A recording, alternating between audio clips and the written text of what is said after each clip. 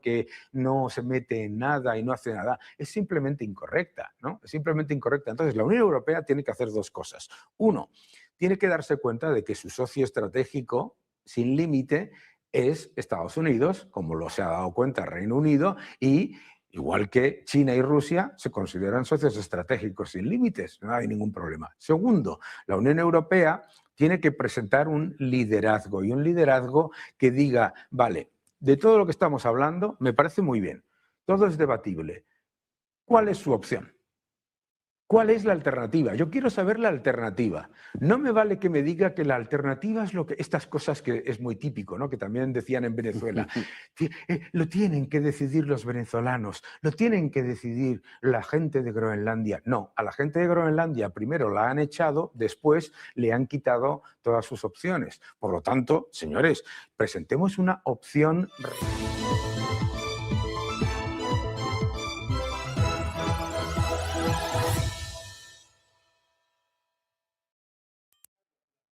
8:10 de la tarde, hora central europea. Vamos directamente a escuchar las palabras del presidente de Estados Unidos, Donald Trump, junto a la secretaria de prensa, Karoline Leavitt. These are accomplishments. We have a lot of accomplishments, and as you know, this is the anniversary, first anniversary, January 20th, and it's been an amazing period of time. We have a book that I'm not going to read to you, but these are the accomplishments of what we've produced. All page after page after page, individual things. I could stand here and read it for a week and we wouldn't be finished. But we've done more than any other administration has done by far in terms of military, in terms of ending wars, in terms of completing wars. Nobody's really seen very much like it. I think it's appropriate that because Minnesota is so much in the fray, and I say to my people all the time, and they're so busy doing other things, they don't say it like they should. They're apprehending murderers and drug dealers and a lot of bad people. And these are just some of the more recent ones that we have. And I can show you some of the people, vicious, many of them murderers. These are all out of Minnesota, just Minnesota. I say, why don't you talk about that more? Because people don't know. Do you want to live with these people? International murder. These are people that are they're apprehended and either put in jails in their country from where they came, and the countries respect us, and so they actually put them there. In the old days, they didn't respect our country. Biden wouldn't do this because he let them all in. You know, if you didn't have open border policies of Biden, none of this, all of the time that we spend talking about Minnesota and everything else, most of them are coming from out of the country.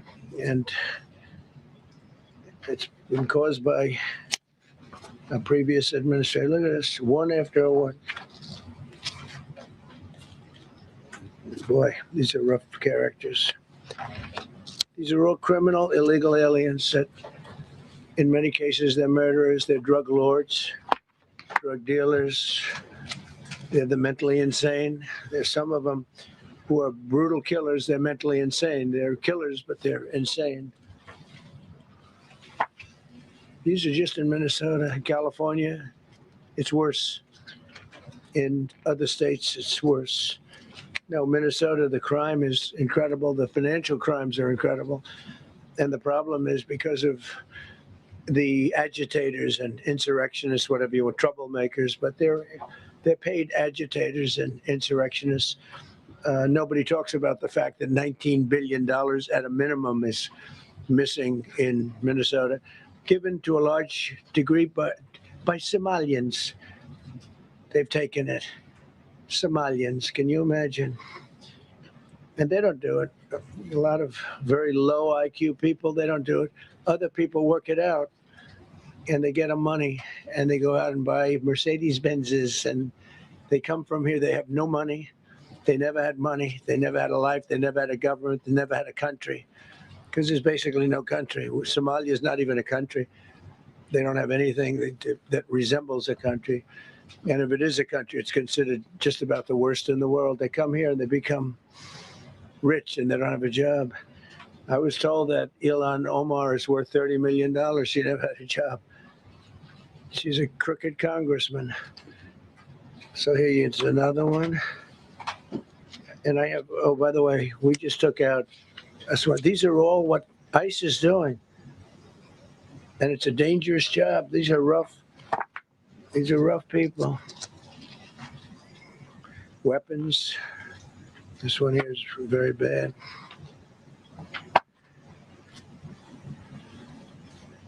I'm going through this because I think we have plenty of time. I'm going to beautiful place in Switzerland where we'll be, I'm sure I'm very happily awaited for. In Switzerland, they don't know about this. They don't have this problem. They have other problems, but they don't have this problem. Look, killed somebody. And these are rough people. These are not, this was all allowed into our country through open borders. These dumbest policies, you know, men and women's sports is dumb. But to me, having an open border for the world to come in, drug dealers and prisoners, Venezuela, as an example, opened their prisons into the United States. That's why one of the reasons I felt so strongly against Venezuela. Now I'm loving Venezuela. They've been working with us so well. It's been so nice. And an unbelievably nice woman also did a very incredible thing, as you know, a few days ago. We're talking to her, and maybe we can get her involved in some way. I'd love to be able to do that.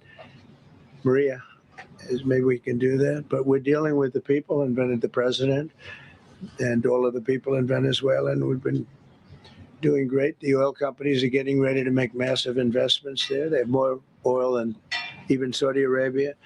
There you go. These are real. These are rough ones. This is all Minnesota, every one of them. This is one state out of many. And these people are, let's see, yeah, these are all, so far, people that came from outside of the country. They were allowed in by Sleepy Joe Biden, Crooked Joe Biden, whichever you like. You can call him whatever you like. They're both right. He's sleepy and he's crooked. He was the worst president we've ever had. And we've had some bad ones too. I can tell you, all you have to do is look at trade. You're not getting bored with this, right? I hope you don't. But these are people that you have to see.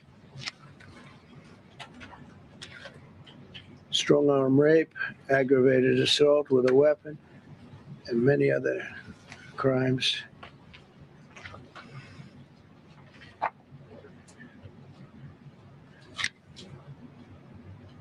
Gang member, known as one of the toughest people around. These are tough people. So this is what the people are trying to protect, because all ICE wants to do is get them out of our country, bring them to prisons and jails and mental institutions from where they came. That's all they want to do. They're patriots, and they have to be abused by guys like Don Lemon, who's a loser, lightweight. I saw him the way he walked in that church. It was terrible. I have such respect for that pastor. He was so calm. He was so nice. He was just accosted. What they did in that church was horrible yesterday. Look at this here. 24 convictions. 24 times convicted. They're not charges. These are convictions. So he comes from outside the country. Do you think he's going to be good here? He's convicted 24 times. He's going to be good here, right? It doesn't work that way. It's a man murder. It's one of many. One of many. Bueno, pues Donald Trump, el presidente de Estados Unidos, que acaba de comenzar a comparecer ante los medios y que enseña las caras en esas fotografías, esos papeles que está enseñando son las caras de los asesinos internacionales que han sido detenidos en Estados Unidos en lo que lleva en su segundo mandato, Donald Trump, que por cierto hoy cumple un año de aniversario. También Donald Trump, que está haciendo referencia a que le encanta la situación que está viendo ahora mismo en Venezuela, cómo se está desarrollando en ese proceso de transición, y también ha incluso hablado sobre María Corina Machado, la líder opositora, que dice que quizás podría estar incluida en esas conversaciones que mantiene actualmente el presidente de Estados Unidos, Donald Trump, con la vicepresidenta, con la presidenta actual interina de Venezuela, Delcy Rodríguez. Además, dice que podrían barajar incluir a María Corina Machado en esas conversaciones. Seguimos escuchando a Donald Trump. Look at this. All top of the line criminals. They're not going to be good. They're not going to be well behaved here. I could do thousands. We had over 3,000 in the last fairly short while. Just in Minnesota. What's the number, Carol? 10,000. 10,000. 10,000 criminals arrested in Minnesota alone. 10,000 criminals. And these are serious criminals. Now, how can a place with 10,000 criminals, how can you have a state? And yet they're fighting us. Yeah, I like that guy. Keeps nodding to me. You agree with me, I guess. I like him. I don't know who he is, but I like him. He keeps nodding. He says, you're right. He's obviously a little on the right side, maybe. Look. These are rough ones.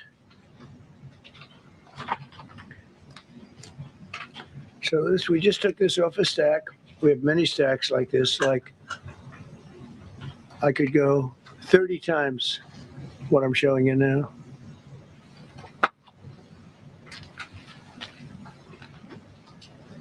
Relations with Hezbollah, that's nice. Why do we allow them in our country? I'm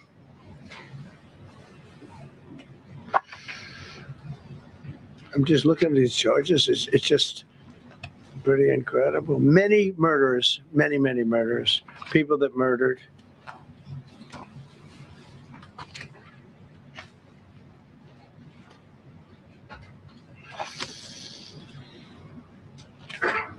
So what ICE does, and Border Patrol is incredible too. I mean, Paul Perez and that group is incredible. Mostly Hispanic, by the way. They're like 60% Hispanic. You know, they talk about Hispanic. They're mostly Hispanic, right? And they're unbelievable people. And then they say, oh, we discriminate against. I love Hispanic. They are unbelievable. Entrepreneurial. They have everything. I did great. I did the highest. Nobody ever got numbers like I got from the standpoint of being a Republican. But even if you look at Texas, I won the entire border along Texas, between Texas and Mexico. It never happened before. Nobody's ever done that before. I did it. As a Republican, I did it. I love the Hispanic. And they accuse us of all sorts of things. 60% of the people we're talking about, they're the best people we have, and they're Hispanic. The Border Patrol is largely Hispanic. ICE is largely Hispanic. They're unbelievable people. I don't know how they can take the abuse. They're taking rough people like this, like all of them. We have 10,000 at least. I could have done 10,000 of them. You're lucky I only did like 100. And this isn't even the worst of the group. They have murderers. They have some people we can't use their picture for legal reasons, but they're up for murder in their own country. And we jeopardize their case. When we send them back and we coordinate with other countries. A tremendous amount of work. All allowed in here by an open border policy of the worst president in the history of our country. A man that didn't win the election, by the way, it's a rigged election. Everybody knows that now. And by the way, numbers are coming out that show it even more plainly. We caught him. So I just want you to know that it's a terrible thing. Here's the book on accomplishments. And this is something, I'm glad my finger wasn't in that sucker. That could have done some damage, but you know what? I wouldn't have shown the pain. I would have gone back. Boy, did you hear that? That was nasty. But I would not have shown the pain. I would have acted like nothing happened as my finger fell off. That was a nasty, I think somebody did that. I think it was him. It was my man. How were you? You didn't do it. I know you did. I know you didn't. So, but here's the book. These are all things we have. I'm going to read a few of the samples, but look at this. These are all, each line is something that we did. Nobody did that before. And it's big stuff too. Look, we have the hottest country in the world. So I will read you a few. We ended Biden's stagflation. We were in stagflation. That's a disaster. That's far worse than inflation. As you know, he had the biggest inflation in the history of our country. They say 48 years. Pick your choice. But they had the biggest inflation in the history of our country. We have it right down to a normal number now. We're going to get it even a little bit lower. Created super high. What we've done with growth is incredible. We created super high economic growth, and America is booming. It's booming. There are thousands of businesses right now that are being built. Many of the biggest factories in the world are being built right in our country. They're not going to other countries. They're leaving other countries. Fourth quarter GDP is on track to pass perhaps much more than 5% growth, and that's despite the fact that we had a Democrat shutdown. They shut down our country, and we had 5%. Nobody's in this room has ever heard about 5%. I think it could be 20% if we do it right. If we don't, every time we have good numbers, they raise interest rates. Bueno, pues Donald Trump, que ha hecho referencia y continúa enseñando las caras de esas personas que ya son detenidas en Estados Unidos, subraya que son asesinos internacionales que ya están encarcelados. También hace referencia a la situación con Venezuela, dice que actualmente le gusta mucho lo que está viendo y el desarrollo hacia esa transición, incluso ha hablado sobre María Corina Machado, dice que podría involucrarla en las conversaciones que está teniendo actualmente el presidente de Estados Unidos junto con Delcy Rodríguez, la actual presidenta interina de Venezuela. Además, está haciendo referencia a la inflación en Estados Unidos. Dice que han llegado a tener la más grande de la historia por 48 años, pero que ahora la tienen normal. De hecho, que la van a conseguir bajar un poco más y que América ahora mismo está en auge. Son muchos y miles de negocios los que están intentando invertir en Estados Unidos. Seguimos escuchando. I guess the average now they're saying is $2.31. I mean, he was at $4.50 and $5 for periods of time. And he went back to the Trump formula, but he didn't do it properly. And he really went back to parts of it because you would have had $8 gasoline if they didn't. But he didn't do it properly. He had people that didn't know what they were doing. Core inflation for the last 3 months is 1.6%. 1.6. Their core inflation was so high that nobody could even calculate it. Under Biden, real incomes declined $3,000. Think of that, $3,000. That's a year. In 12 months, Trump real incomes went up by $2,000 and $3,000 and even in some cases $5,000. It's a tremendous difference. Stock market has set 52 all-time record highs during the course of the 11 months, because this was done on 11 months. Now we are actually officially 12 months as of today. 52 all-time record highs. That means 401ks did great. I have people see me all the time, policemen that guard us really well, and got to know them a little bit. They said, "Sir, you're making me look so good. My 401k is through the roof. My wife thinks I'm the greatest genius, that I'm a financial genius, like Warren Buffett." He told me that. He said, I think they have better returns than Warren Buffett right now. But he said, all my life, my wife has been criticizing me for not being smart financially. Now, all of a sudden, she loves me more. But we added $9 trillion in value to retirement accounts, saving many people. I mean, they were going out of business. Think of it. We added $9 trillion of value to retirement accounts, savings accounts, and 401ks. That's during the course of 12 months. And I think it's probably 11 months because I don't think they have it for the 12. They have it for the 11. Added $9 trillion of value. Lifted more than 1.2 million Americans off food stamps in 1 year. They would have had another 1.2 million. We would have had, welfare would have gone up, And instead of investing $18 trillion in our country, now it's probably more than that, but $18 trillion and having thousands of plants being built all over the country, you would have had thousands of plants closing all over the country, and you would have had disinvestment, and you would have had welfare going way up. You know, if you look at SNAP, take a look at SNAP, what happened with that? Was it $7 billion? And it came out to over $51 billion. Nobody has ever seen anything like it. The past administration, they had no clue, or they were really bad, but they basically had no clue. But they did have a concept. I mean, they're still trying to sell the idea of men playing in women's sports. You saw that in the Supreme Court. I mean, some of those justices were fighting for them, too. They were fighting for them. But you saw that just the other day in the Supreme Court. Men playing in women's sports doesn't work. Secured a record-breaking $18 trillion in commitments for new investments. Apple, NVIDIA, SoftBank, Oracle, TSMC, Johnson & Johnson, Eli Lilly and Company, Micron, AstraZeneca, General Motors, Hyundai, Ford, Honda, GE Aerospace, many, many others. I left a Ford plant a week ago in Michigan that they were going to close 2 years ago, and now they just announced that they're going 24 hours around the clock making cars. Tariffs did it. I don't know what the Supreme Court's going to do. I think to me it reads so plainly. Couldn't be plainer. You're allowed to do a license. Tariff is probably less severe than what a license could be. But think of it, you're allowed to do a license, and then they have a clause at the end, something to the effect, or what is necessary, something to that effect.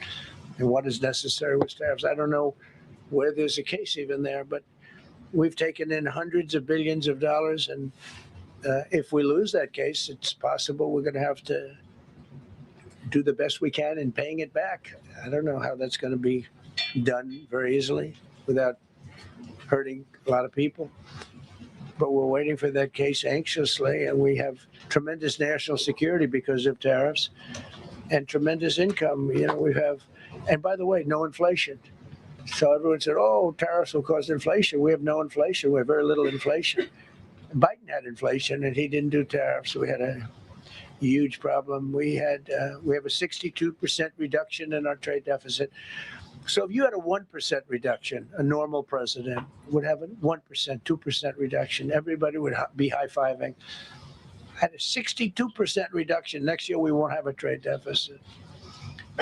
We secured most favored nations agreements to slash drug prices by as much.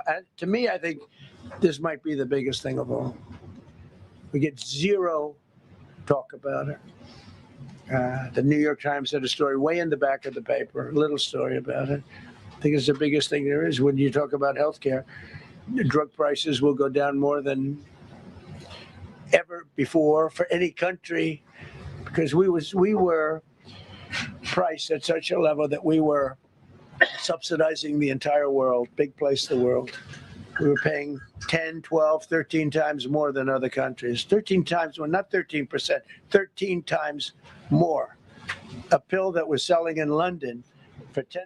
Bueno, Donald Trump, que continúa alabando a la economía de Estados Unidos, está haciendo un repaso por todos los hitos que ha conseguido durante este segundo mandato. Hoy hace un año que entró en el poder de nuevo en Estados Unidos y está repasando todo lo que ha conseguido. Entre ello, subraya la situación de la economía. Dice que la administración basada con Joe Biden no tenía ni idea de cómo gestionar la economía del país y por eso también tenían inflación. No utilizaban los aranceles como herramienta de negociación como está haciendo Donald Trump, y que gracias a esos aranceles pues se está reduciendo el índice de inflación, además de que están obteniendo muchas inversiones, nuevas inversiones en el país, sobre todo en compañías tecnológicas, también compañías de automóviles como por ejemplo Honda, Ford, y también con compañías farmacéuticas. AstraZeneca ha subrayado que van a rebajar los precios de los medicamentos como nunca antes lo han visto. Vamos a seguir escuchando.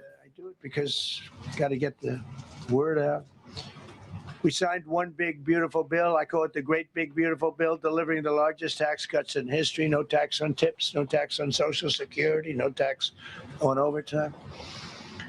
We made interest on car loans tax deductible for U.S.-built automobiles only. So if you buy an automobile built in the United States, we're not doing it for Germany and Canada and different places. We're doing it only if it's built here. We want them to be built here. A lot of the Canadian auto plants are closing and they're moving into the United States. Same thing with Mexico, same thing with Germany, and same thing with Japan and other countries. They're moving into the United States because of tariffs, because they don't want to pay the tariffs. It's too much. They can't pay the tariffs. So they're coming here. Nothing different than what other smart countries did, but it works better for us. Under my leadership, it's not done properly, but it's done properly. We have, again, more plants being built than at any time in the history of our country. Passed the largest spending cuts in American history, and that was true in my first. We had a tremendous first term also. We rebuilt the military. We had one of the best. We had the best economy in the history of our country, but we're blowing it away now. When this stuff starts opening up, you're not going to see anything like it probably ever again. We slashed the federal budget deficit by 27% in a single year. Think of that, 27. You could do it 2%, 1%, 0.5%, 27%. And that's with all of the things we have to do, all of the people we have to put on the payroll to get rid of people that are murderers. Again, when you see people in Minnesota that are murderers, these people are fighting to keep them there. And I say to Christie and to Tom Homan, the great people, they're working so hard. Look at the border. The border is now secure. First time, Biden said you couldn't do it. You need legislation. I had no legislation. I said close the border. Within 1 month, we had almost nobody coming in. Now for the last 8 months, nobody came into our country illegally. And I find that hard to believe, because you'd think somebody, because it used to be millions of people just poured into our country. And the people that do that are Democrat sort of aligned.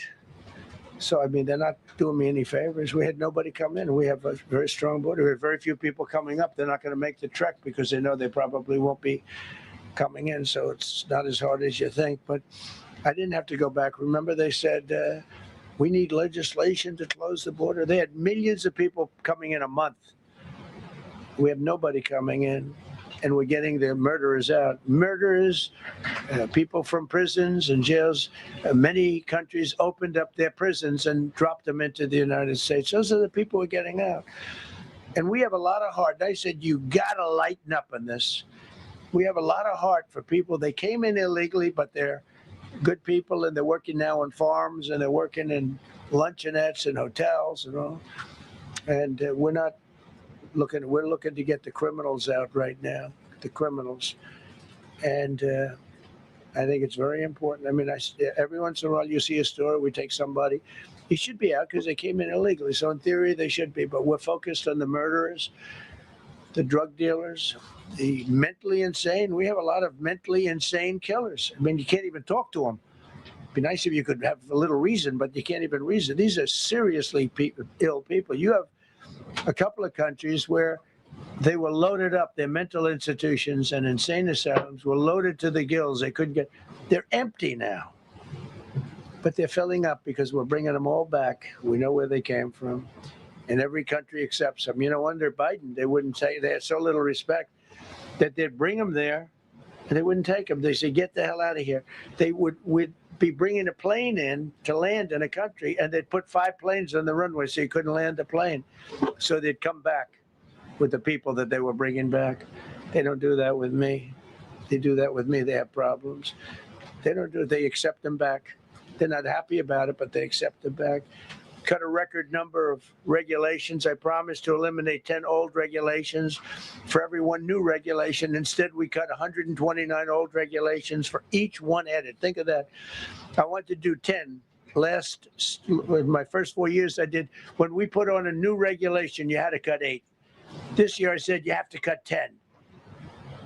Instead, we cut 129. So every time so far, can't remain like that, I don't imagine. I hope I can, because we have so much wasted regulation, stupid regulations, regulations where they go by California, which is a disaster state, with a governor that truly is doing a bad job. He's killing that saying. If he ever ran the country, this country would be Venezuela very quickly. Using tariffs slash the U.S. trade deficit by an incredible 77%. The trade deficit is down, and that doesn't include the last month where we had our best month. We slashed the trade deficit by an incredible 77% in 1 year with no inflation, something that everyone said could not be done. So we had essentially no inflation. In fact, the last month we had almost no inflation. But we slashed the trade deficit by 77%. If you slash it by 1%, that was good. Again, we did that with tariffs and intelligence. We did that with November 5th, great election. We secured historic trade deals to reduce barriers on U.S. exports with countries covering 40% of all U.S. trade. Think of that. American exports are up by more than $150 billion this year. Donald Trump, que subraya todos sus logros en este segundo mandato y, por cierto, lograba ese primer año de su presidencia después de que saliera elegido ese pasado 5 de noviembre. Dice que no tienen inflación a pesar de los aranceles y que se compara también junto a la anterior presidencia de Joe Biden. Dicen que ellos no tenían ni idea de la economía en Estados Unidos y que también ha aprovechado para informar de que todos los logros económicos que ha correspondido durante este segundo mandato, dice que son gracias a los aranceles que han han dado más relevancia sobre la tremenda seguridad nacional y sobre los ingresos, y que todo ello ha sido gracias a la herramienta que ha utilizado a modo de negociación, como esos aranceles. Además, dice que Joe Biden, a diferencia de él, sí que tuvo esa inflación y no impuso los aranceles. Por eso es uno de los motivos, subraya, por los que la economía de Estados Unidos funcionaba peor. Vamos a seguir escuchando. So we cut. Now, if you want to see some good numbers, I'll hire 1 million people. We cut millions of people off the federal payroll. I don't like doing that, but the good news, I don't feel badly because they're getting private sector jobs and they're getting sometimes twice as much money, 3 times as much money. They're getting factory jobs. They're getting much better jobs and much higher pay. But all I have to do is say, like, what the Democrats do all the time. They hire 1 million people, and then they hire another million, and they load it up, and it says, oh, they only have a 3% unemployment rate. It's a fake rate. So with us, we're proud of the fact that we cut so many because, again, I don't want to cut people. But when you cut them and they go out and get a better job, I like to cut them. And sometimes they have to be forced to do that because, it's like they want to stay where they are. They don't know. And then all of a sudden they end up, we have many cases, Karoline, where people were devastated. They hated Trump. I got caught from my very boring federal job where they had, again, sometimes 10 people to do one job. And they were very upset. And now they ended up with a job where they get paid 3 times more money. They're ending up buying houses. It's like crazy. So they went from not liking me to liking me a lot because it's hard to get. We need people. We need people. It's one of the reasons. When you have good people in the farm or good people in hotels and everything else, we want to work with them as much as we can. Under Biden, 1 out of 4 jobs added was a government job. Think of that. So 25% of the jobs added. That's when you know that's 25% of jobs aren't real jobs. But again, I could do that. I could add 2 million jobs right now. Would have an unemployed. I could say just hire some more people. I do the opposite. I say get rid of everybody that's unnecessary because that's the way you make America great again. When you have, all these jobs where people are sitting around doing nothing and they get a lot of money by the government, it's no good. But that's what the Democrats do. They show, we were at 4% unemployment. That's a good number. But they just add jobs or they would never cut jobs. Under Trump, 100% of all new jobs created have been in the private sector. Think of that. Now, 1% has gone to federal. So under Biden, 1 out of 4 was a government job. Under Trump, 100% of the new jobs created, 100% came from the private sector. That's how you make your country wealthy and strong and good. We inherited the worst border in history and turned it into the strongest border in history. Illegal crossings have plummeted to the lowest level ever recorded, down 99.999%. That means down 100%. 99.99. Now, we want to find out who that one person is.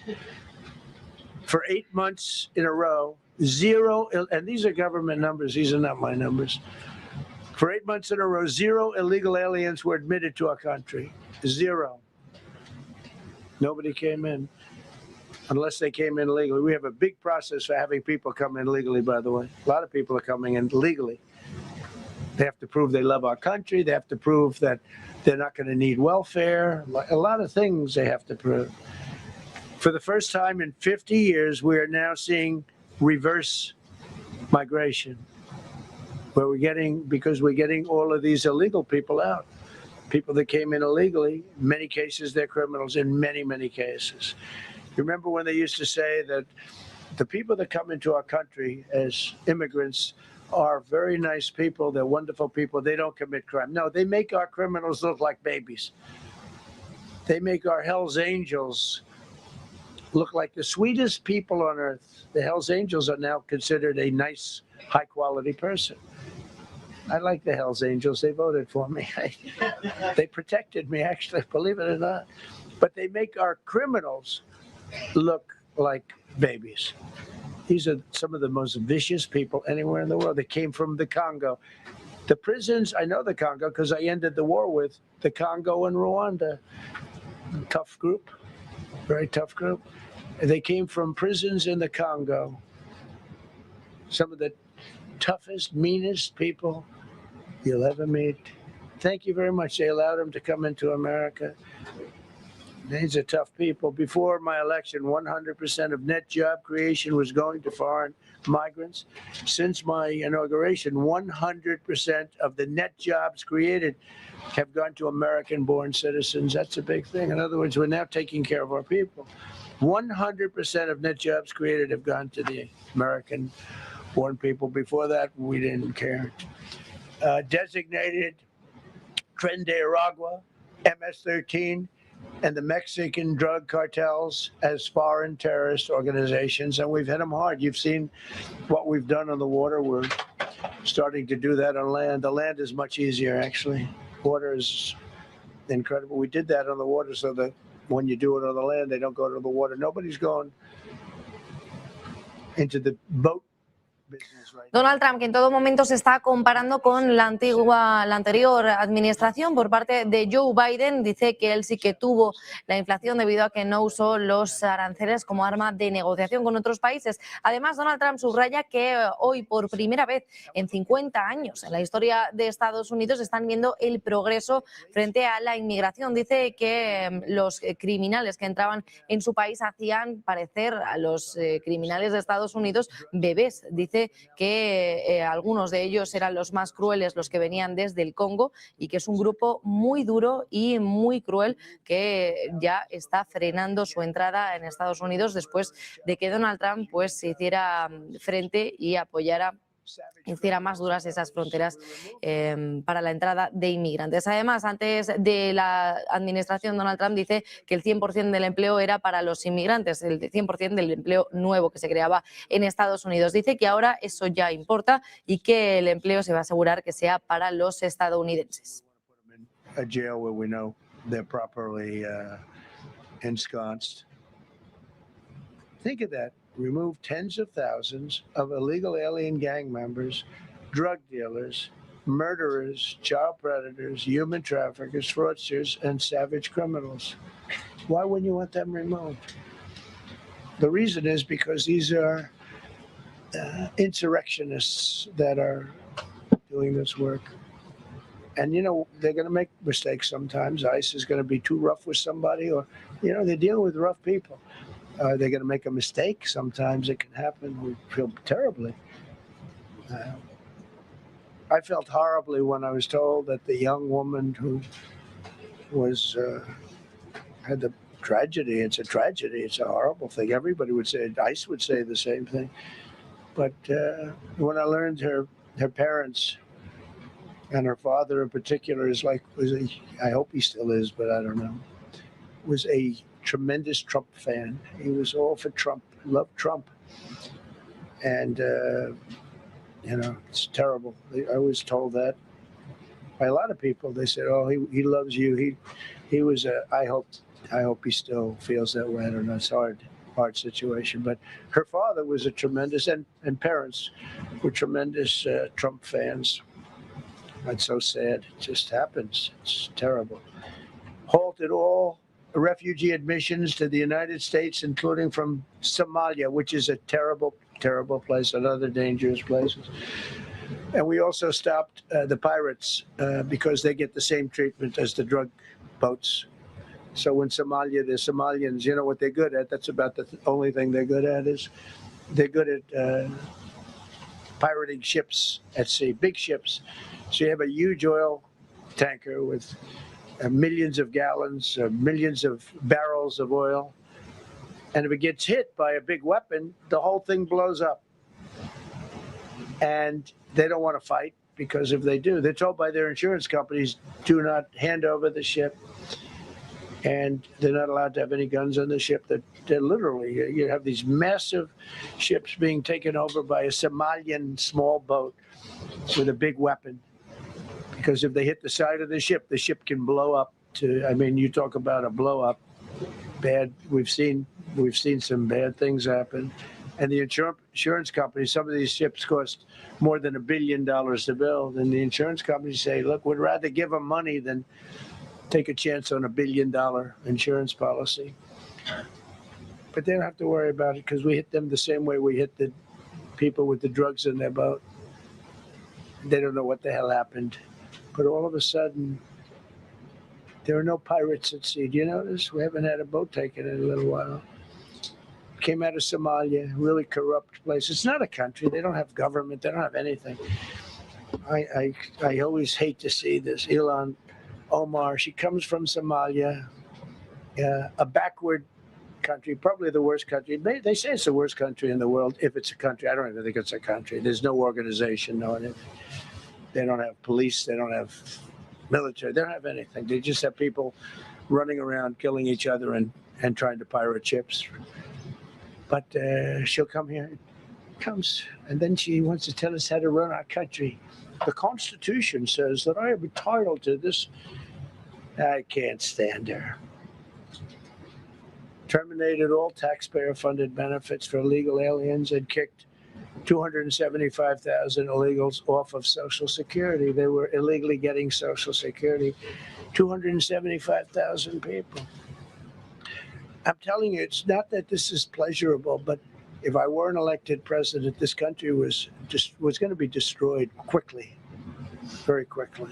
I think within a year, if you had Kamala or a Joe type. I mean, Joe was a disaster, but if you had Kamala, he was the replacement. I was up by like 25 points on Joe, and they said, hey, let's get somebody else. This never happened. I had so many firsts. You're leading somebody by a lot, and they say, oh, let's take him out. Let's put somebody. That's like I said to Dana White the other night. I said, you know, Dana, it's like you have a fighter, two fighters. One guy is winning by a lot. And they say, oh, let's take this guy out. Let's put a new fighter in the ring with him. That's what happened to me. I was doing great with Biden. The whole campaign was against Biden. All the money was spent against Biden. And all of a sudden I got Kamala. Everyone said, who the hell is she? But that didn't work out too well for them. But never happened before. We are about lots of firsts. Designated English as the official language of the United States of America. We did that very powerfully. And while we're at it, we also took the Gulf of Mexico, and now it's the Gulf of America. Because we have 92% of the shoreline. It always bothered me. I'd say, you know, we have most of the shoreline. Mexico has a small percentage. It talks about 8%. We have 92%. And I said, why is it the Gulf of Mexico? It should be the Gulf of America. I was going to call it the Gulf of Trump, but I thought that I would be killed if I did that. I wanted to do it. I wanted to. My people worked so hard. Sir, I don't think it'll look too good. I'm telling you, it's a good thing. And it'll be hotter than ever, I said. No, but I decided not to do that. I'm joking, you know, when I say that. I was not going to call it the Gulf of Trump. Because tomorrow it'll be, Trump wanted to call it the Gulf of Trump, but he was rebuffed by his people. My people don't rebuff me too much. The Gulf of Trump, that does have a good ring, though. Maybe we could do that. It's not too late. No, we have the Gulf of America now. It's great. It's our country is proud for the attack on Venezuela, the attack on the Iran nuclear capability, wiped it out. I mean, first administration, Soleimani, the father of the roadside bomb, al-Baghdadi, the father of ISIS, who was rebuilding ISIS. We wiped them out. Done a great job. Signed an order that will end birthright citizenship for children of illegal migrants. You know, that case is in court right now. That case was meant for the children of slaves. All you have to do is look at the years. Look at the years where the cases were filed and where the decisions were made. They were right at the end of the Civil War. They're trying to say that, you know, China is making a big business out of that. Donald Trump asegura que el déficit comercial de Estados Unidos se ha reducido al menos un 77% y además asegura que ellos fueron el Partido Republicano el que ganó las elecciones por mucho, que lo hizo siempre contra Biden toda su campaña y que de pronto apareció Kamala, que le sorprendió y dice que quería convertirse en todo momento, convertir el Golfo de México en el Golfo de América y que incluso pensó en llamarlo Golfo de Trump, pero que en el último momento retrocedió y dijo que se llamaría Golfo de América. You wouldn't lose that many people. So we designated fentanyl a weapon of mass destruction. Conducted numerous successful military strikes against narco-terrorists operating in our hemisphere, including the water strikes. Drugs brought in by ocean. So I told you that we're down by, I mean, close to 100%. It's hard to get somebody to pilot those boats. Very hard. They have to be people that don't watch television, don't read the news. And we just blew up their facility. They had a docking facility where the drugs were stored. And now we have a great relationship with Venezuela. We're getting along fantastically with the leadership in Venezuela, so we wouldn't have to do that. This was done before the attack. But we captured and brought to justice the outlaw dictator of Venezuela, Nicolas Maduro, who, through drugs, killed millions of people in our country. Tremendous drug dealer. Also sent millions of people into our country, including Tren de Aragua, the worst gang. They say it's the worst gang in the world. They took over parts of Colorado. They just take the apartment building. They just took it away. Just took it away like we're here. They cut the hand off one man because he called the police. Who called the police? I did. You took my apartment from me. Boom, no hand. This is what they sent us. Restoring law and order, new category. D.C. and Memphis, federal task forces deployed massive numbers of federal law enforcement officers and National Guard to restore safety. Crime down in D.C. is almost down to nothing. D.C. was a very dangerous place. And I think you probably know better than I do. I have a lot of people in the media thanked me for that, but some of them found it hard to thank me. But, you know, D.C. is now, look how beautiful. D.C. is now, you can walk right from here to a restaurant, right through the center of town. You can be with your child, with your loved one, with your lover. Your lover's not going to be killed anymore, so he can act like a real lover. But you can walk right through the middle of the town, and D.C. is beautiful again too. You notice we took all the fences down, almost all. The rest are coming down. We got the graffiti all off. National Guard's been amazing. You know, we didn't tell them to do that. That's not their job description. But they were picking up garbage and everything. They were great. And I don't know. To me, a town, it looks better when you have military people. These are big, strong guys, are bad guys. Look at them and they say, we're not going to mess around. But what they don't know is that we took over 2,000 people permanently out of D.C. These were career criminals. But I feel much better seeing those people there. I went in a couple of times and had dinner in D.C. I walked right down the middle of the street. I felt very safe. A year ago, I couldn't have done that. I would have been crazy to have done that. And Secret Service wouldn't let me do it. They weren't thrilled anyway, I will tell you. It wasn't like they were thrilled, but we did it, and it was great.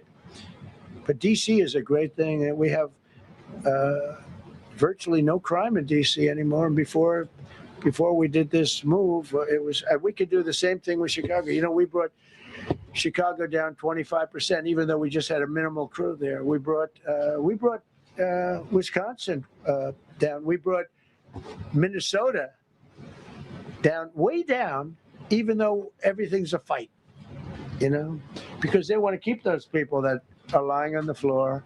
They want to keep those people in Minnesota, but they really don't.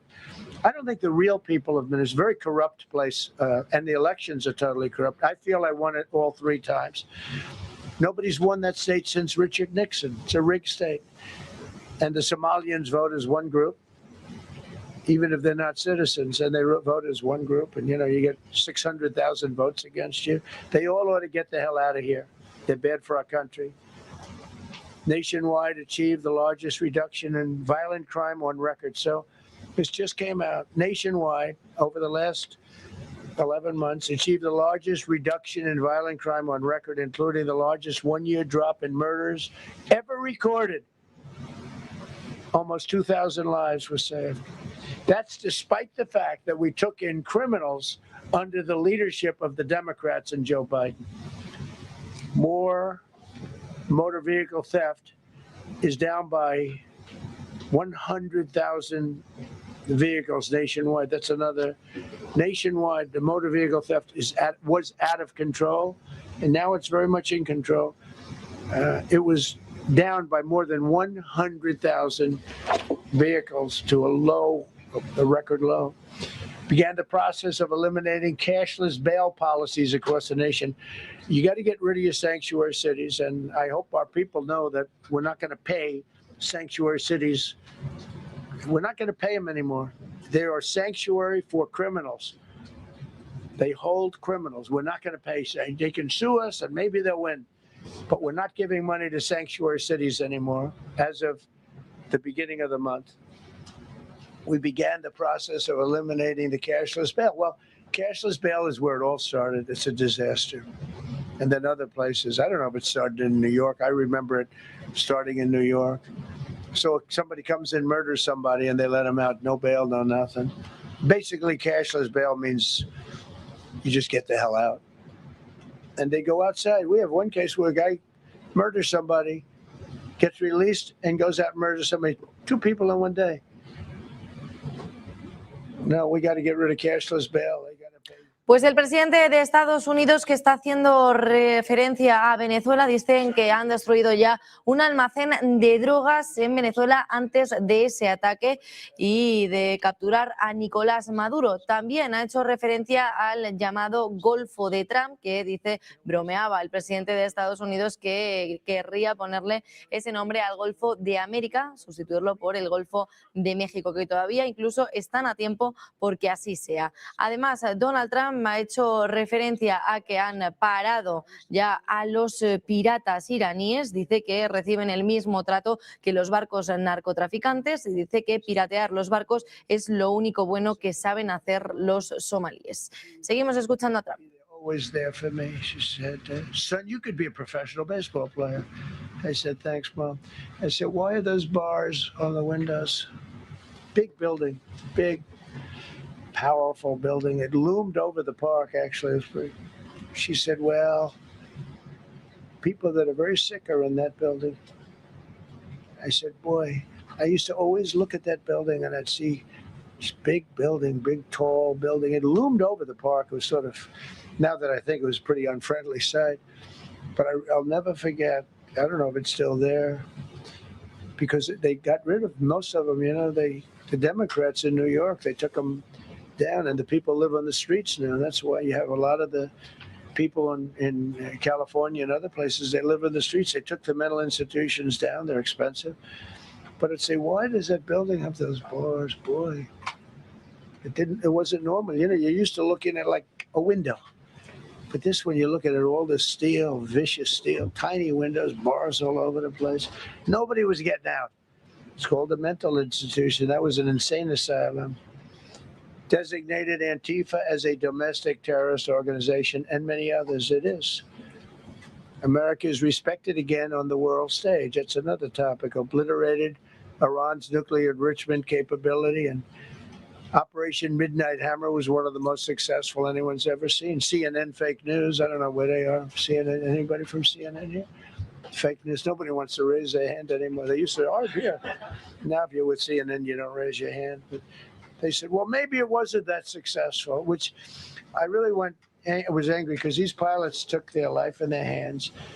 2 o'clock in the morning with no moon, dead dark, gun shooting at them.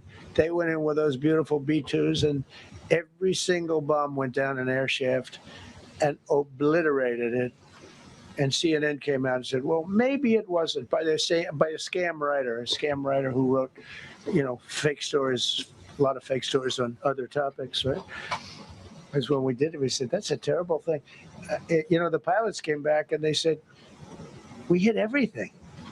They did a great job. Then on top of that, we launched from a submarine about 30 Tomahawks on top of everything else. The place was obliterated. CNN said, well, maybe it wasn't that bad. Turned out it was worse than it was. You know who could tell you that? The Iranians would tell you that. Because if they do anything, they're going to have to start a brand new place. But they did an amazing job. That was like what we did with Venezuela. I mean, nobody's ever seen a military operation like that. Ended 8 unendable wars in 10 months. These were unendable wars. Cambodia and Thailand fighting for years. Kosovo and Serbia. The Congo and Rwanda. Pakistan and India, they were really going at it. 8 planes shot down. They were going to go nuclear, in my opinion. The Prime Minister of Pakistan was here, and he said President Trump saved 10 million people and maybe much more than that. They're both nuclear countries. Israel and Iran, Egypt and Ethiopia were going to fight over a dam, and I got them to stop. I still got to work it out because they put a dam up in Ethiopia that stops the flow from a little river called the Nile. I always think of the Nile being in Egypt, beautiful Nile with the pyramids, but they put a dam up. You know who paid for the dam? The United States of America. It's the biggest dam, I think, in the world. They put a dam up. I said, how did you let that happen? Why would we have done that? We financed it. This country would, I don't know. Maybe it was a Republican president, but I don't think it was. I think it was a Democrat. But what a terrible thing. So Egypt basically is, they don't have enough water in the Nile. And they use that for a lot of things, including entertainment and travel and tourism and everything. I mean, I don't know. They got a big dam. I got to work that one out now, too. Armenia and Azerbaijan, President Putin told me, I cannot believe you settled that war. I've been trying to settle that war for 10 years. Armenia and Azerbaijan, they were fighting it for many, many years. And I ended up getting the heads of both countries in my office. Beautiful Oval Office, much more beautiful now than it ever was. And one sat at one side, one sat at the other. He said, I've been the head of Azerbaijan for 22 years, and for 22 years, I've been killing his people. And the other gentleman, and both very good guys, said, I've been here for 7 years, and for 7 years, I've been killing his people. And they started over there, and within an hour, they were next to each other. And by the time we ended, they were hugging each other. And it's been a great peace, Should have gotten the Nobel Prize for each war, but I don't say that. I saved millions and millions of people. And don't let anyone tell you that Norway doesn't control the shots, okay? It's in Norway. Norway controls the shots. They'll say, we have nothing to do with it. It's a joke. They've lost such prestige. That's why I have such respect for Maria doing what she did. She said, I don't deserve the Nobel Prize. He does. When she got it, they said, wow, that's amazing. I thought President Trump would get it. President Trump deserves it. He ended up 8 wars. How nice, right? She's a good woman. Got all 20 living hostages returned to their families, and the remains, they all came out. We got the 20 living hostages. We got the 28 hostages. They have one left that we think we know where it is. Amazing. Looked like we weren't going to get anywhere near that. Now they've gotten almost. And more importantly, we got many more, hundreds. We got them all. If we didn't do it, you wouldn't have had, most of those people would have been dead. I don't know if that's covered properly, but you know, the 20 is great. They were the last ones. I always said the last 20 are going to be hard, but we got them. We got the last 20 and we got close to 28. Donald Trump, que está haciendo referencia al último acto por parte de la líder opositora venezolana, María Corina Machado, de entregarle ese premio Nobel que ya recibió, se lo ha entregado al presidente de Estados Unidos, Donald Trump, por haber frenado ya 8 guerras. Dice, además ha ido citándolas en todo momento Donald Trump, cuáles han sido esos 8 conflictos que él ha frenado en este segundo mandato, y además dice que uno de los grandes, Vladimir Putin, le ha dicho que no sabía cómo había frenado una guerra que llevaba años, y es la de Armenia y Azerbaiyán. Además, Donald Trump hace referencia a la situación con las drogas. Dice que va a comenzar muy pronto a atacar las drogas que van a llegar por tierra, y también ha hecho hincapié sobre Noruega. Dice que controla ya los tiros del premio Nobel, lo hacía así a modo de broma. Incluso también dice que creen saber dónde está el último cuerpo del rehén en Gaza. Vamos a seguir escuchando. And citizens detained from abroad without paying a lot of money, paid no money.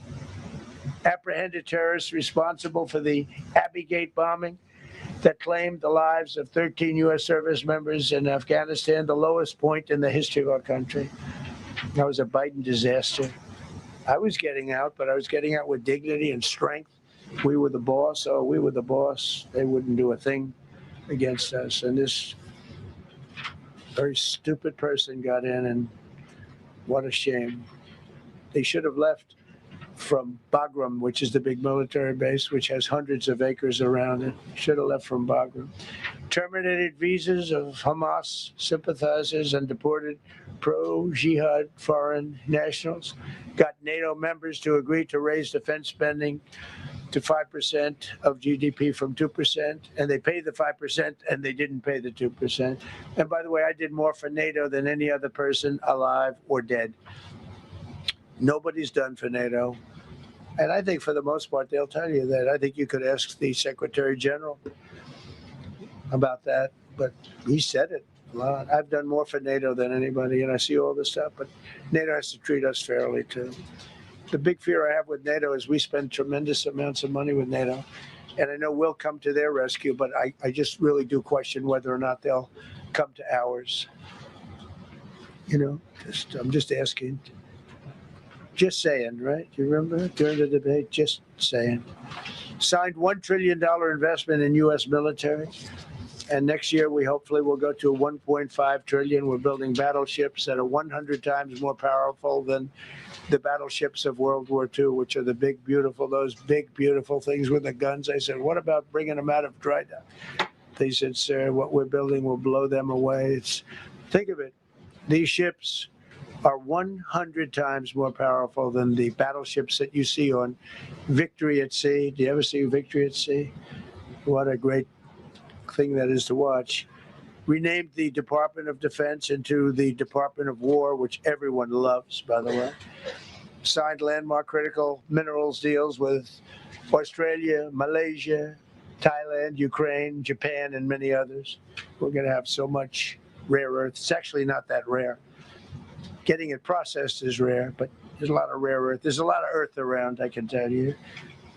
Withdrew from the corrupt World Health Organization, where we were paying hundreds of millions of dollars a year.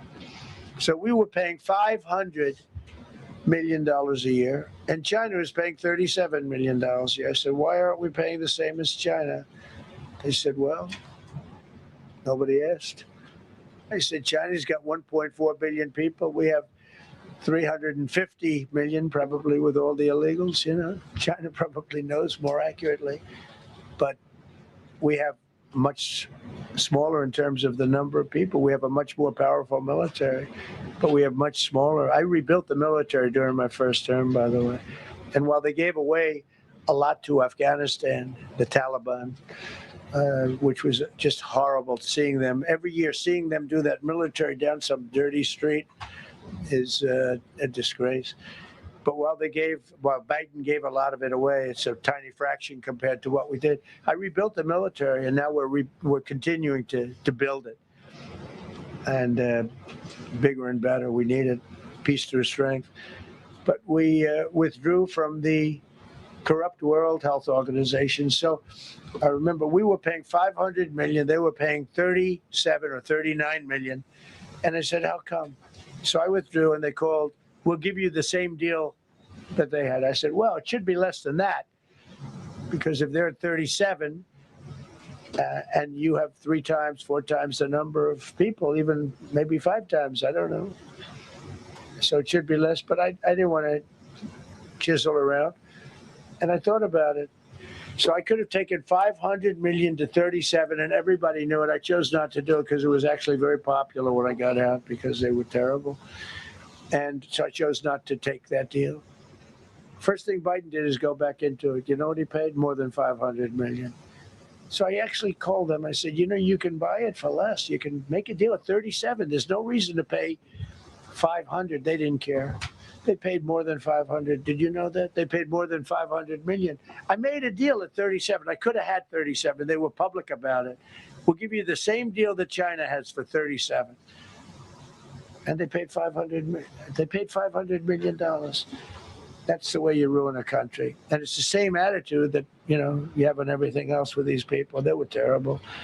The anti-American UN Human Rights Council we ended, the UN Relief and Works Agency we ended, and the fake Paris Climate Accord, which was a ripoff of America, where we had to pay $1 trillion and they were paying nothing. China didn't kick in until 2035. We kicked in immediately. We were supposed to pay $1 trillion. Russia went to a standard of 1991, which was a dirtier standard, but we had to pay top dollar. So I terminated that. Another Rick. We ended the woke lunacy and restored common sense, abolished all discriminatory diversity, equity, and inclusion DEI policies throughout the federal government and the private sector. They're gone, everybody, they're gone. Terrible. Terminated the Green New Scam and ended the insane electric vehicle mandate. I love electric vehicles.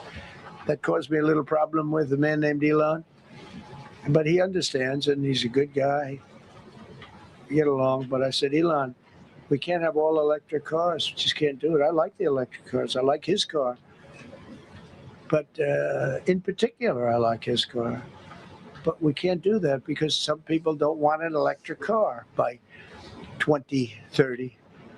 And to build the power stations all over the country would have cost $4 trillion. $4 trillion. That's more than any country has.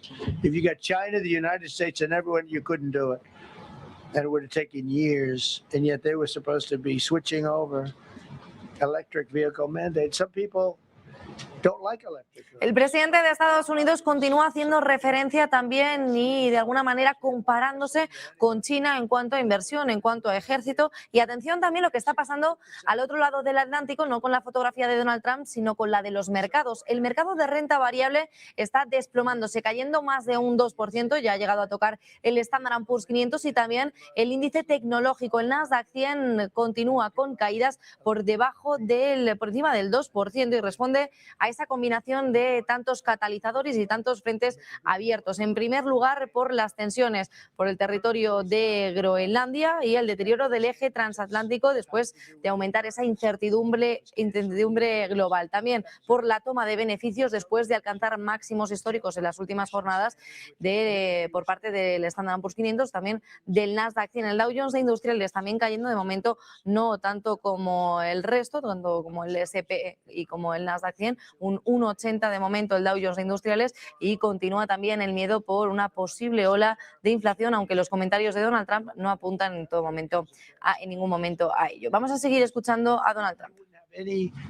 We have now more car factories being built in the United States than ever before because of tariffs. If they take those tariffs away, China will eat our lunch. They'll take all of our car business.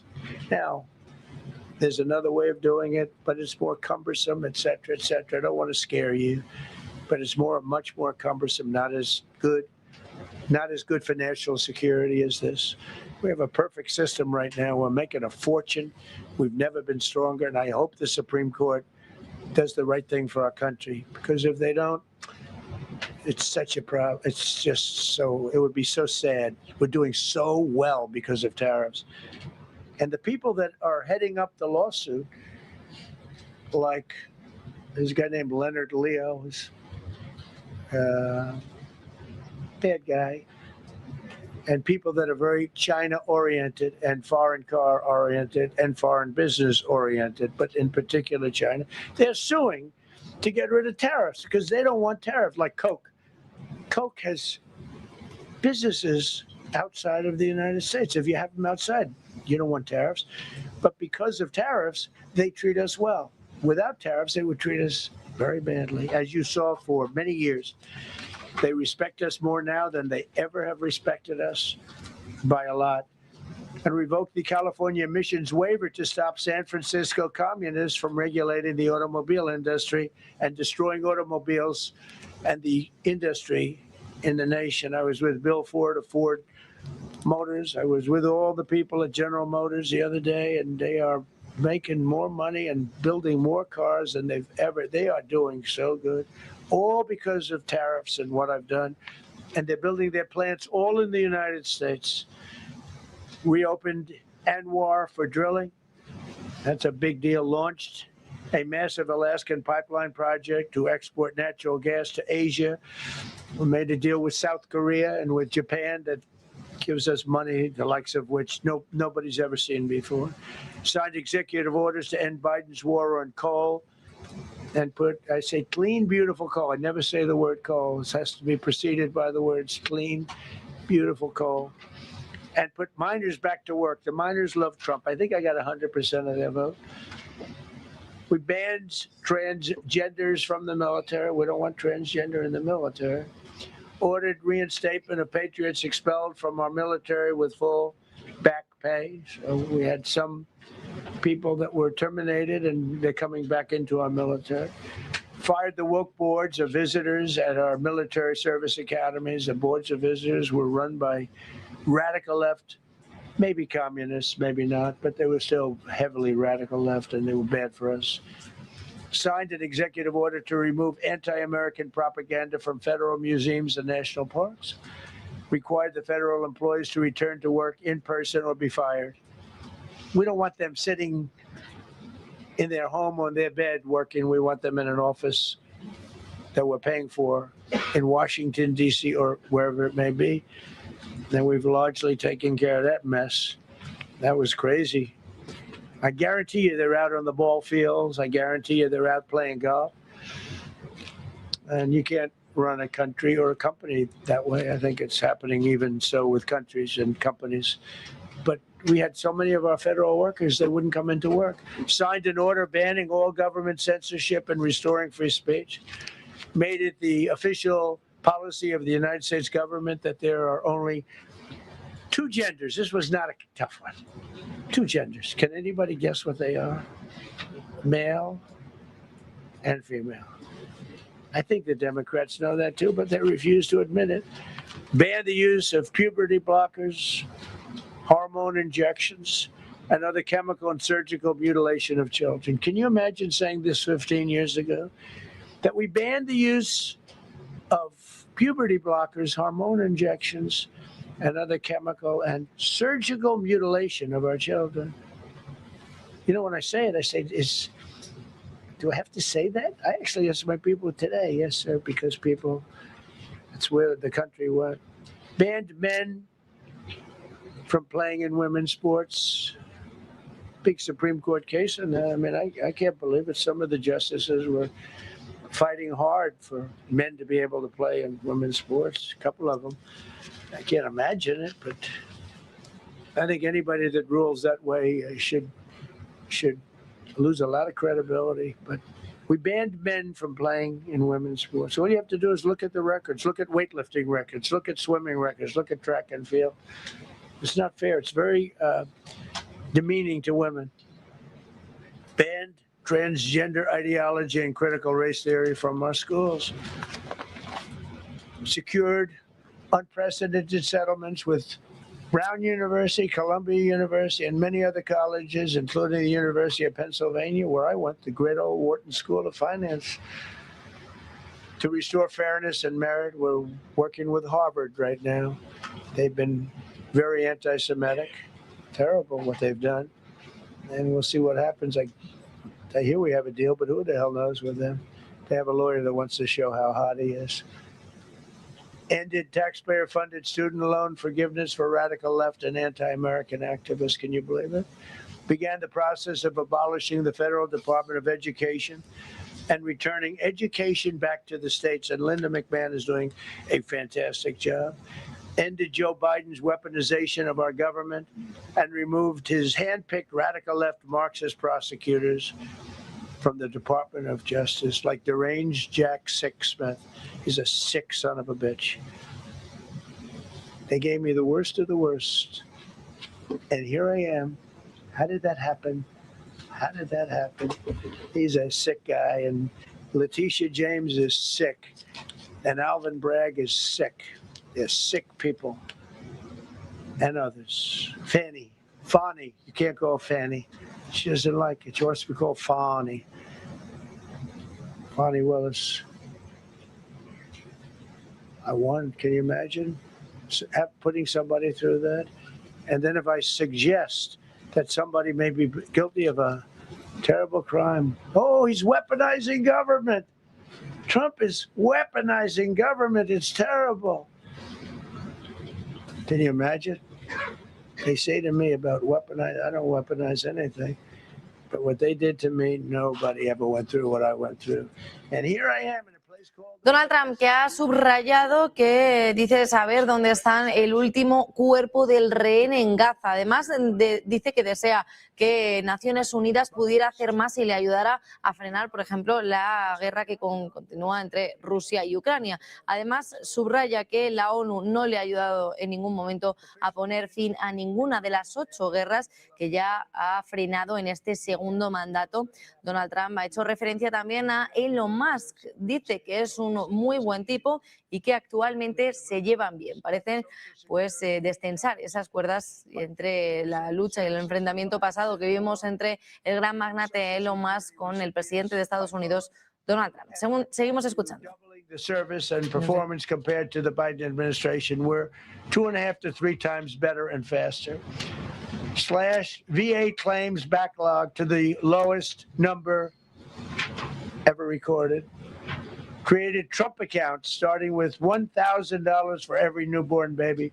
This is something that's become so popular. And I give Mr. and Mrs. Michael Dell Computer, who put in $6.25 billion, started with nothing. And he actually invested all that money to give to kids so that when they grow up, they have an account that might be worth a lot of money. It'll be riding with the markets. And, you know, they can, at 20 years old, 21 years old, they could have $100,000. They could have a lot of money. That's going to be amazing. But I give a lot of credit to Mr. and Mrs. Michael Dell. Signed an AI executive order to ensure the United States dominates the future of artificial intelligence. So we're leading China. We're leading the whole world. We're producing more electricity than we ever have because I'm allowing every one of those plants to build their own electric facility. We're giving them very, very fast approvals, unlike Los Angeles with the fire. So the federal government, I want to give a lot of credit to Lee Zeldin. The hardest approval for the 20,000 houses or more that burned down in Los Angeles because they didn't have the water. They didn't allow the water to come down from the Pacific Northwest. They routed the water into the Pacific Ocean. So we had no water there. He had. I would say open up the water, open it up to the governor, to the mayor. They didn't want to do it. They wanted to protect a tiny little fish that's, I said, how can you have a fish when you don't have any water? It was just an excuse, I guess. But it's amazing. We took 20,000 houses, and Lee Zeldin, the toughest permit is from the federal government. Within 2 weeks, every single permit was given to the people to build their houses. Then you have the incompetent mayor of Los Angeles. He's neutral, who decided to go to Africa during the fire. So you have this incompetent mayor, and I had it out with her the night when I got right after the fire. I went there. She said, we're working on it so that we can have everybody starting to build within 2 or 3 years. Remember that? I said, you mean 2 or 3 days? No, I mean 2 or 3 years. And the place went crazy. Well, they still haven't gotten their permits. But every federal permit, every single one has been given a year ago.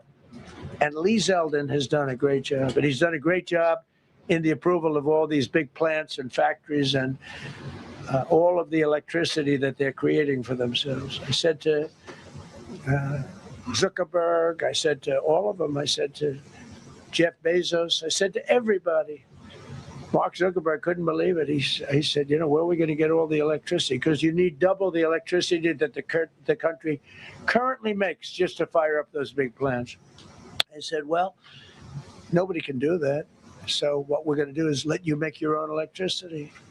Nobody believed it. And I said, we're going to get you fast permits. So we get them within 2 weeks.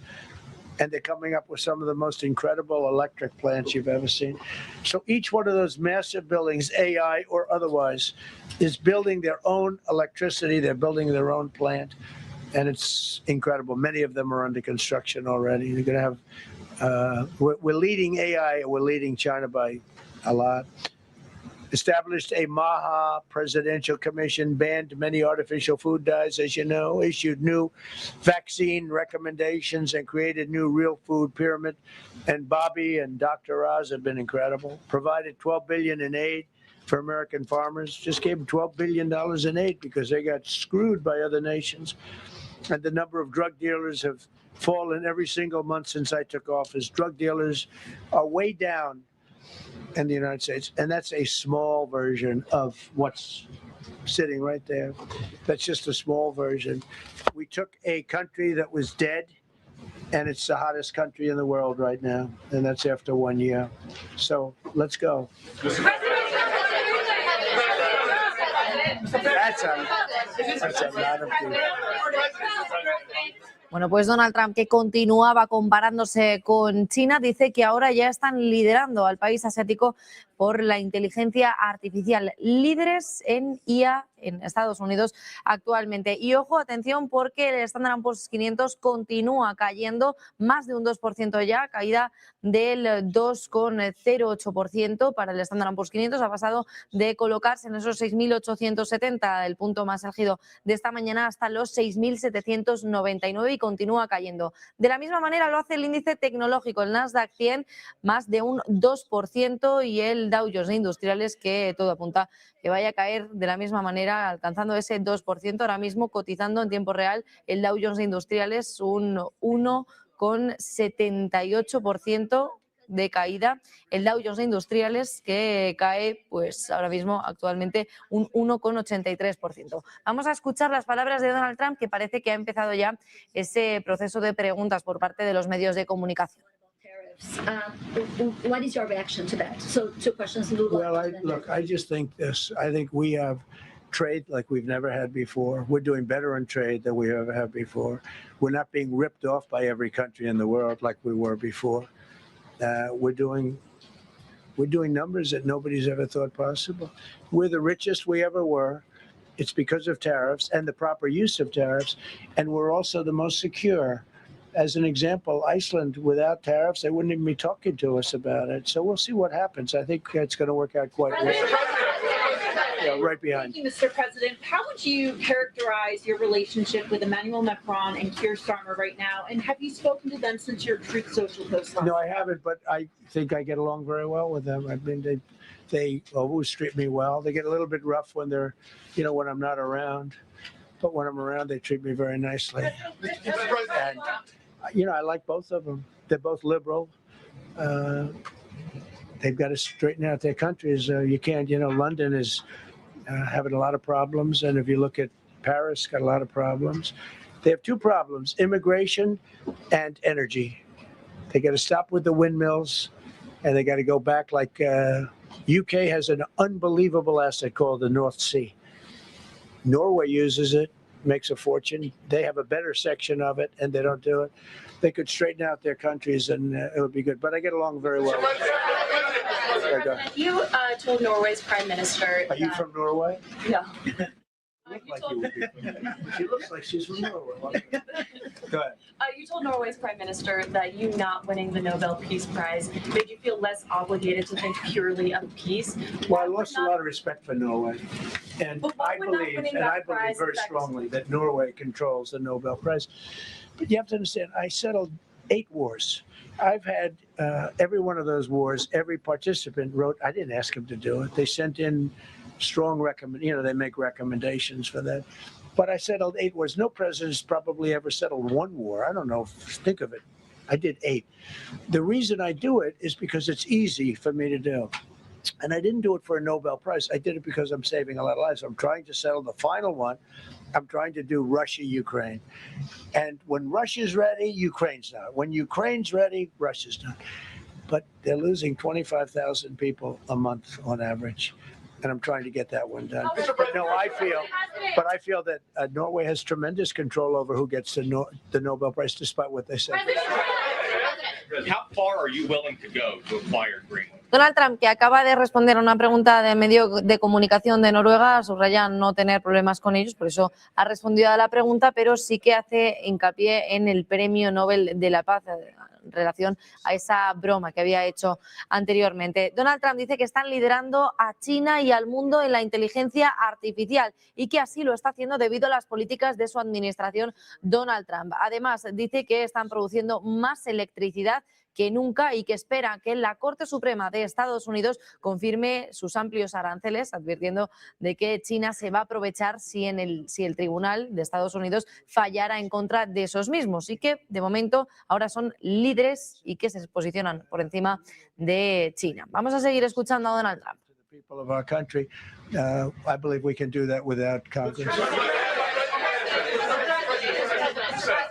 Last night on Truth Social, you said that the British plan to hand the base of Diego Garcia over to Mauritius and then rent it back was an act of great stupidity. Previously, you backed that deal. Is it now your position that the deal should not go ahead? I think that when they originally were going to do it, they were talking about doing some concept of ownership. But now they're looking to essentially just do a lease and sell it. And I'm against that. It's a reasonably nothing like Greenland, but it's a reasonably important area of the globe. Not to anywhere near Greenland, but I think they should keep it. I don't know why they're doing it. Do they need money? Mr. President, with your support to the Syrian government, most probably you avoided another civil war and a bloodshed in Syria, especially after the fall of the regime. I did a good job. And, the Syrian government the last 2 weeks had to use some force to implement its force on specific areas. And well, to keep the prisoners, the terrorist prisoners, which are some of the worst in the world, at bay. So they were able to keep that. He's working very hard. The president of Syria is working very, very hard. Strong guy, tough guy, pretty rough resume. But you're not going to put a choir boy in there and, get the job done. I spoke with him yesterday because we were talking about the prisons and, what was going on. We have some of the worst terrorists in the world in those prisons, and he's watching them. Syria. Mr. President, Gavin Newsom is going to be at Davos if he's not already there. You're probably going to run into him. I presume that this is for him to raise his platform for 2028, but what do you anticipate his foreign policy platform is going to be? I don't know. I mean, I don't know that he's going to be the nominee. I know this. I had a very good relationship with Gavin Newsom when we were, in office together. I was president. He was the governor of California. We had he would talk about it often. And somewhere we just went astray. I just hate the way California is being run. We actually have people leaving. It's never happened before, but I hate the way it's being run. He and I had a very good relationship, really close to the word exceptional, but now we seem not to.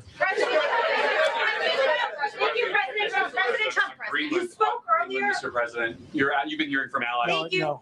Thank you so much, President Trump. Cara Castanova from Lindell TV. And you spoke earlier about the 2020 election. Now that Maduro is in U.S. custody and he was criminally charged, has any more information emerged that you could share with us regarding Venezuelan election software and Venezuelan ties to tampering with the 2020 election? And would you consider speaking to Maduro personally in prison in New York to get some answers on Venezuela's involvement with the 2020 election? No, I don't think I would be doing that. I think my lawyers would be very unhappy if I did. Yeah, they've learned some things. Please.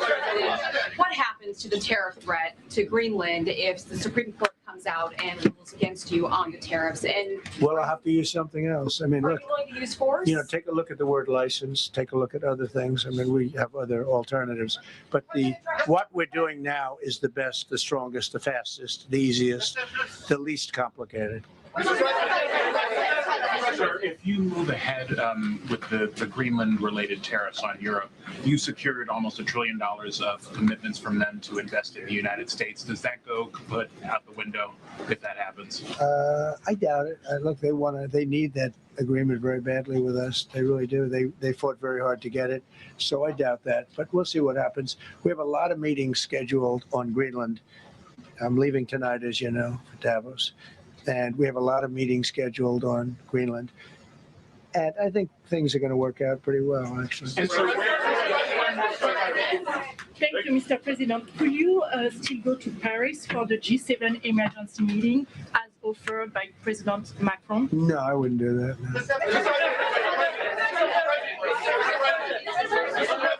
No. Because, you know, Emmanuel's not going to be there very long. And you know, there's no longevity there. He's a friend of mine. He's a nice guy. I like Macron, but he's not going to be there very much longer, as you know. And I think, you know, Respondiendo a las preguntas de los periodistas, el presidente Donald Trump dice que la recién formada Junta de Paz podría eventualmente asumir algunos de los roles de las Naciones Unidas. Está criticando de alguna manera también a la ONU por no resolver los conflictos globales que hasta la fecha él subraya, Donald Trump, que ha resuelto por sí solo. Esos 8 conflictos que ha detenido en este segundo mandato en su administración Donald Trump. Además, ha dicho a los periodistas que la ONU simplemente no ha sido nunca de mucha ayuda y que no ha llegado a estar nunca a la altura de su potencial. Cuando le han preguntado los periodistas de si su Junta de Paz podría reemplazar a la ONU, Trump ha dicho que simplemente la ONU debería haber resuelto cada una de las guerras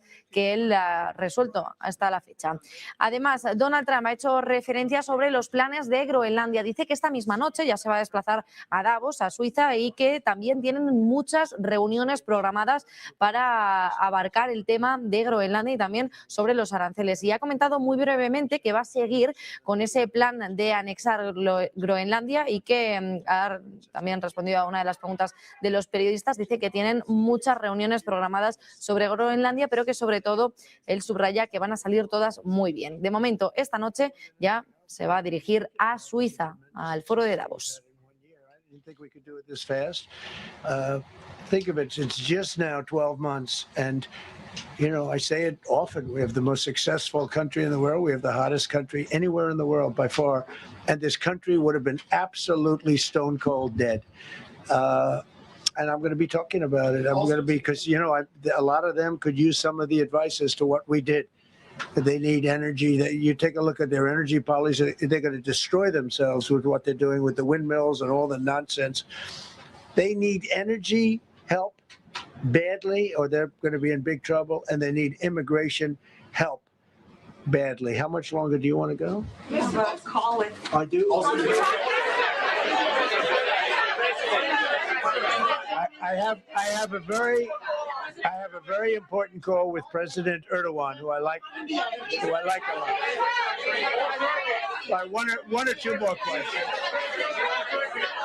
Go ahead. Thank you, Mr. President. Thank you, Mr. President. Go ahead, please. Go ahead. One question about Thank you, Mr. President. The red blouse. Go ahead. You talked a lot at the beginning of this about the economy, some positive economic indicators. Polling shows a majority of Americans don't feel the economy is doing well. Are you worried you're making the same mistake as President Biden? No, I hope I don't make the same mistake as him. Look, I inherited a terrible, it's a great question because we inherited a terrible, terrible mess. Between the border, between all the problems, the whole country was falling apart. And in 12 months, less than 12 months, in 12 months, we have the strongest border we've ever had. We have prices that are much, much lower than they were for the last time. We inherited very high prices. We inherited, remember this, inflation was at a historic high. We had never had inflation like that. They say 48 years, but whether it's 48 years or ever, we had the highest inflation, in my opinion, that we've ever had. Prices, because of that, were very high. I inherited, we brought down eggs immediately. Remember the first news conference, they were screaming at me about eggs. I was in the position for 2 days, and we brought eggs down to lower than what they were before. And by the way, they continue that way. We brought the prices down from when I came into office and from what Biden had, way down. We're going to bring them down further. But the job we did is a miracle. One of the reasons I'm doing this today is to explain. We inherited a mess, and we've made it a beautiful, beautiful picture. Think of gasoline at $1.99 in many states. $1.99 a gallon. It was $4.50, $5, in some cases $6 or $7. We're at $1.99. And energy is so big that with energy, everything else comes down. But the prices are coming way down. And we're going to bring them down further. But we started up here with these guys. We inherited a country that was broken. We inherited a country, and I have a very warm spot. We've done very well with Venezuela. And by the way, that even in itself is going to help us bring down the oil prices. The Venezuelan oil, we've taken 50 million gallons of oil. We've taken 50 million barrels of oil out of Venezuela in the first 4 days. We've got millions of barrels of oil left. We're selling it on the open market. We're bringing down oil prices incredibly.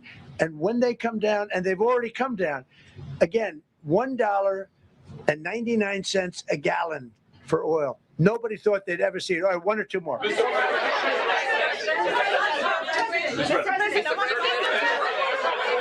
Go ahead, go. Yes. I want to ask you about Iran. Is the military option still on the table? And can you assure us that the killing in Iran has stopped?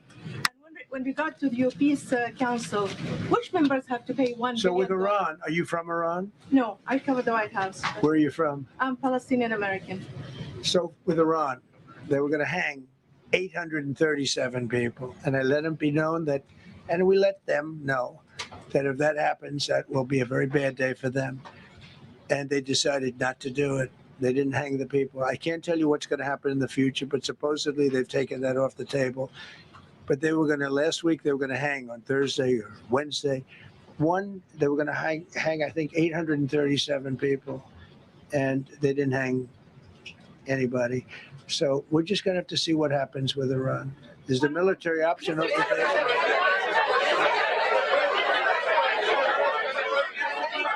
Go ahead. Thank you, Mr. President Trump. Thank you, President Go Trump. ahead, please. Thank you, Mr. President. Go ahead, I'll take your question. Okay, thank you. Go ahead, right here. Thank you, Mr. President.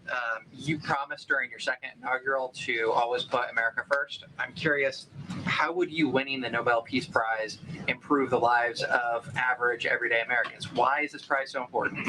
It wouldn't improve the lives of any. What improved the lives of people are people that are living. I saved probably tens of millions of lives in the wars. You know, if you add up the numbers, just if you look at any one of those wars, you're talking about millions of people. You multiply it times 8. But when you look at India and Pakistan, that could have been 10, 15, 20 million people. Could have been more than that. So I saved millions of people. So that to me is the big thing. What? You suggested a moment ago that perhaps the reason why a positive story about the economy isn't getting through is because of, bad communications people. But are average Americans wrong to still feel high prices? And how much longer does the White House hope that they? So I think a lot of people are listening to the fake news a little bit, and I'm not blaming anybody. I think I blame ourselves. I think we've done a much better job than we're able to promote. We're not promoting. We're doing a great job, and we're sort of letting the promotion take care of itself. One of the reasons I'm doing this news conference, I think it's important. We have taken a mess and made it really good. It's going to get even better. But if you look at prices from a year or a year and a half ago, you look at the Biden prices, they were way up through the sky. And, you know, they use the word affordability. They just say affordability and they don't talk about it. They created the affordability problem, and we are solving it. We have solved a lot of it. Again, everybody agrees in this room, I think, gasoline prices have come per gallon way down.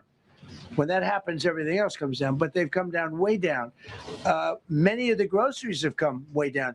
It's all happening, and it's happening strong. But if you go back a year and a half, 2 years, take a look at those prices and look at the prices now.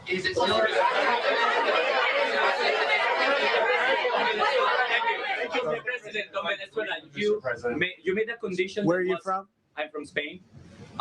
Nice place. Thank you. You made a condition that the political prisoners should be freed. It seems that they are not being as fast as they promised in the beginning. Would that be an issue for the current government? They've agreed that they're going to let, I guess, most of them out. Or depends on what they did. But they have released a lot of. Released a lot of political prisoners in Venezuela. President, earlier on last year, you had indicated that you wanted to take back the Panama Canal. I know we've heard a lot about Greenland. Is that still on the table? I don't want to tell you that.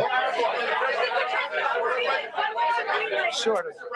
I must say, sort of. That's sort of. Okay, one more. Yes, blonde, blue. Yes, go ahead, ma'am. Go ahead with the blue, holding the computer. If a consequence of your determination to take control of Greenland is the ultimate breakup of the NATO alliance, is that a price you're willing to pay? You mean the breakup of it's very interesting. So I think something's going to happen that's going to be very good for everybody. Nobody's done more for NATO than I have, as I said before, in every way. Getting them to go up to 5% of GDP was something that nobody thought was possible, and pay. At 2%, they weren't paying. At 5%, they are paying. And they're buying a lot of things from us, and they're giving them, I guess, to Ukraine. That's up to them, but they're giving them to whoever they're giving them to, but they're buying a lot. I think that we will work something out where NATO is going to be very happy and where we're going to be very happy. But we need it for security purposes. We need it for national security and even world security. It's very important. How about it? Thank you very much. First of all, last year you told me that you believe that the reason you won the election is because God put you in this place so that you could save the world. Looking back 1 year, do you feel like God is proud of the effort that you've put? I do, actually. I think God is very proud of the job I've done. And that includes for religion. You know, we're protecting a lot of people that are being killed, Christians, Jewish people, and lots of people are being protected by me that wouldn't be protected by another type of president. No, I think a lot of people are very proud of the job we've done. We've had an amazing year. This has been one of the greatest years. Even some people that wouldn't necessarily love me instinctively, they're saying this was an incredible year. We've had an incredible year economically. Look at our border. Our border was a disaster. People poured. It was an invasion into our country of a lot of very bad people, good people too, but a lot of very bad people from prisons and drug dealers and gangs and horrible people, murderers, thousands and thousands of murderers allowed into our country. And we now have the strongest border of any country. There's probably not a country, I guess North Korea has a pretty strong border, by the way, but there's not a country in the world that has a border like we do. And we took it from the worst border. We had the worst border in the world. Now we have one of the strongest borders in the world. One more question. You said you're confident something's going to get worked out in Greenland, but Greenlanders have made it clear they don't want to be part of the U.S. Well, I haven't. The U.S. the right to take away that self-determination? When I speak to them, I'm sure they'll be thrilled. Mr. President, are you committed to keeping the U.S. in NATO? I've had such a good relationship. I've made it so much better, so much stronger. It's so good now. NATO is so much stronger now. I don't agree with a lot of the things they've done, but that was done before I got there. I think NATO's been good. Sometimes it's overrated, sometimes it's not, but we have a strong NATO. When I came here, we had a weak NATO. We had a NATO at 2%, and they weren't paying. You had a nothing NATO. NATO's, whether you like it or not, it's only as good as we are. If NATO doesn't have us, NATO is not very strong.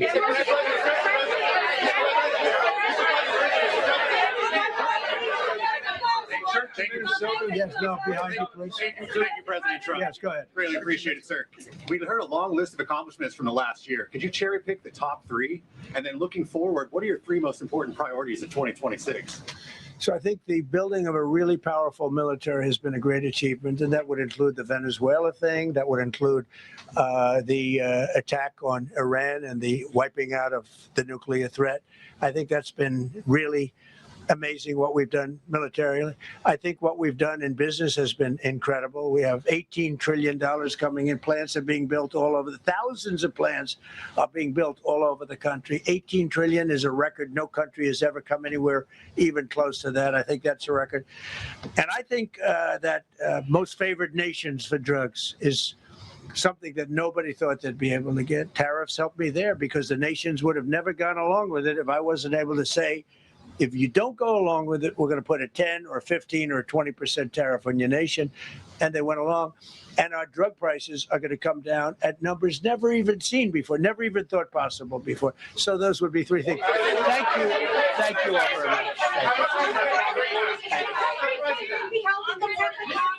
Bueno, pues Donald Trump, que ya abandona esas preguntas, esa sala ante los medios de comunicación, y vamos por partes porque ha hecho referencia a numerosas situaciones. En primer lugar, dice que han hecho un gran trabajo, mejor de lo que están promocionando, y que han cogido ese desastre por parte de la administración pasada de Joe Biden y lo están mejorando. Los precios ya están mejorando en Estados Unidos, dice que estaban por las nubes y que ahora ya lo están resolviendo. Sobre todo los precios de la gasolina. Donald Trump ha destacado que los precios por galón ya han bajado mucho y que de los productos de los supermercados también pueden decir que se han visto reducidos en gran medida. En cuanto a la ruptura con la OTAN, numerosos periodistas le hacían preguntas acerca de la relación con la OTAN. Dice que es algo muy importante y muy bueno, que si la OTAN las tiene a ellos es tan bueno como Estados Unidos contar con la OTAN. Además, dice que van a llegar a un acuerdo en lo que respecta a la situación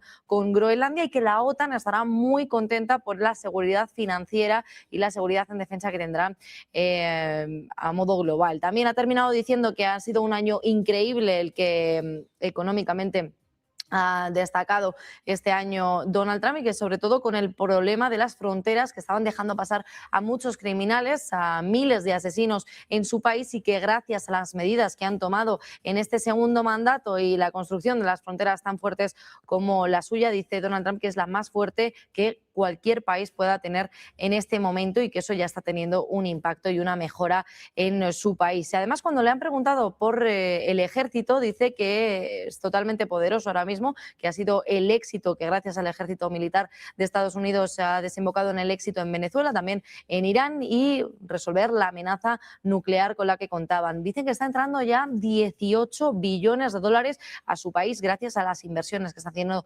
otros países en Estados Unidos, y que es un récord jamás visto gracias a los aranceles.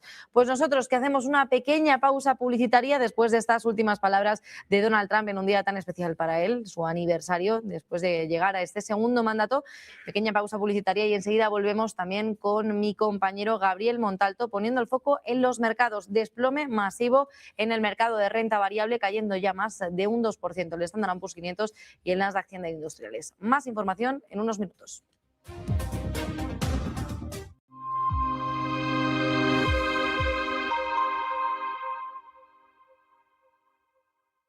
Salía este Weber, ¿no? Figura, que le vamos a llamar a partir de ahora, figura. Mus, tus, más, jijiji. ¿Pero qué jiji? Ahora también es antidemocrática la soberanía nacional, es decir, lo que opina el pueblo está mal. ¿Y entonces dónde está la democracia? En tus santos. Es decir, ¿dónde cojones está la democracia? Es que este opina diferente que yo. Ya lo sé, coño. Es que entonces ¿para qué votamos? Porque hay que darle el poder a quién, a von der Leyen, a Miss Palpatine, para que cree el imperio galáctico. Es decir, ¿eso es lo que nos proponéis? Joder, PP PSOE. ¿Pero qué me está contando? No, es que entonces la soberanía nacional hay que entenderla como los asuntos económicos. Así no va. Que tenemos Europa hecho un desastre económicamente. No, es que hay que tener la soberanía nacional, dársela. Sí, sí, claro, al monarca absoluto. ¿Quién es el monarca absoluto? La señora monarca absoluta. Y ahora que intentábamos tener un entorno donde poder opinar todos, tú dices, no, opinar todos. ¿Pero tú dónde vas? ¿Pero qué vas a opinar? ¿Pero cómo que opinar todos? Opinamos nosotros. Te callas. Calla, niño. Calla. Que calles, coño. Calla. ¿No? Pues no, tío. Pues no. No nos sale de las narices daros la soberanía popular nacional para que hagáis lo que os salga de los cojones. Si no te gusta, te pidas a otro régimen que los hay por el mundo.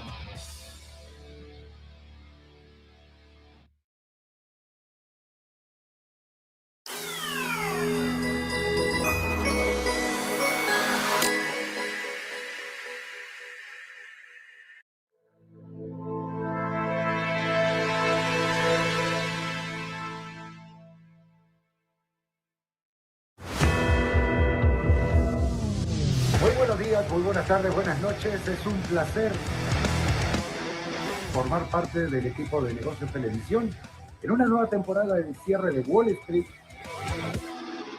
Y nos vemos para la nueva temporada del cierre de Wall Street con Gabriel Montalvo.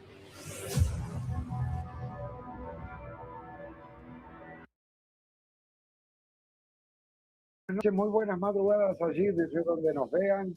Una vez más en el cierre de Wall Street. Aquí Gabriel Montalto desde Negocios Televisión. Es un placer estar con ustedes nuevamente y vamos a ver ahora, sobre todo, un segundo que tengo un retorno por ahí que voy a tratar de evitar tenerlo. A ver si puedo. Bueno, no hay problema. Me escucho en eco, pero no importa. Lo más importante, me gustaron muchas cosas de las que comentó Trump en estos momentos. Estaba siguiendo de cerca, antes de empezar el programa, la entrevista. Y yo siempre digo, una cosa es analizar a Trump desde Europa, analizar a Trump desde alguien que está en África, analizar a Trump desde alguien que está en Latinoamérica o analizar a Trump desde alguien que vive en los Estados Unidos de América. Y volviendo al tema de Groenlandia, etcétera, no va a pasar a mayores, va a llegar a un acuerdo. La amenaza por parte de Europa de lo que iba a ser, en todo caso, no sé, por algún motivo estoy escuchándome doble. Voy a ver si puedo, antes de seguir con el programa rápidamente, si puedo evitar quitar este doble. Bueno, no lo puedo quitar de momento, así que voy a bajar un poco el audio, sobre todo en mi computadora. Bien, independientemente de esto, ¿por qué digo esta reflexión y por qué la considero importante en este sentido? Todo el mundo está hablando de un posible conflicto bélico. Europa manda soldados a Groenlandia por el caso de la adquisición que quiere hacer Trump por los recursos naturales que no han sido explotados en absoluto nunca hasta ahora por Dinamarca, porque simplemente le queda grande a Dinamarca poder explotar los recursos naturales que tiene Groenlandia. Venezuela fue el primer paso, Groenlandia sería el segundo. Esto me recuerda un poco a la película de los 300, no sé si lo recuerdan en algún momento, aquellos que Leónidas iba a cargo de sus 300 soldados contra todo el ejército persa, y si bien la película era muy bonita y todos esbeltos, los soldados, etcétera, sabemos cómo terminaron todos a punta de flecha. Algo similar sucedería en el caso de que realmente esto quisiera escalarse.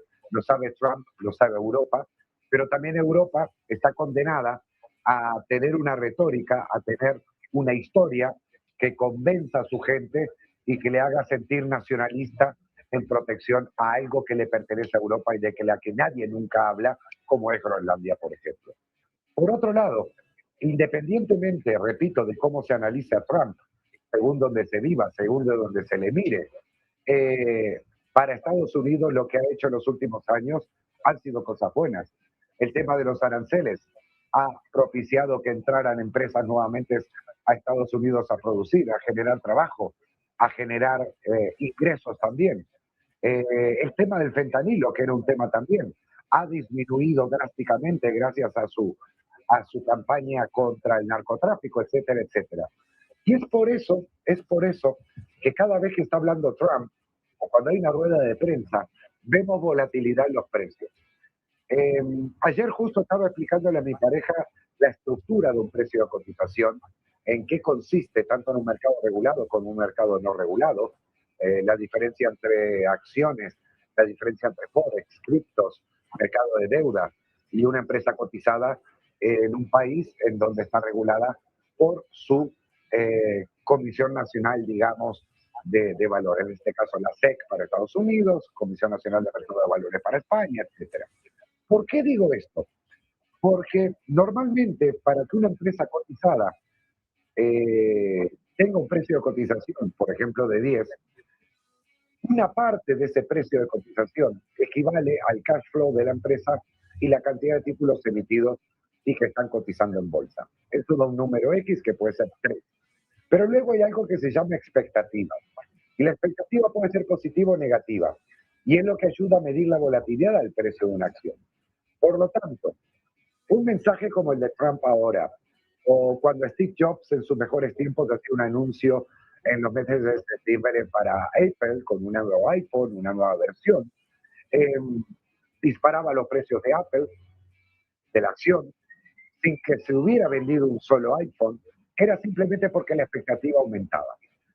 Cuando ahora Trump echa un paso atrás al ataque inminente a Irán, cuando dice que está buscando vías diplomáticas y que está seguro que las va a encontrar con Europa, es porque ya tiene algo negociado con Europa y que Europa de momento no está diciendo en qué consiste porque saldría como perdedora.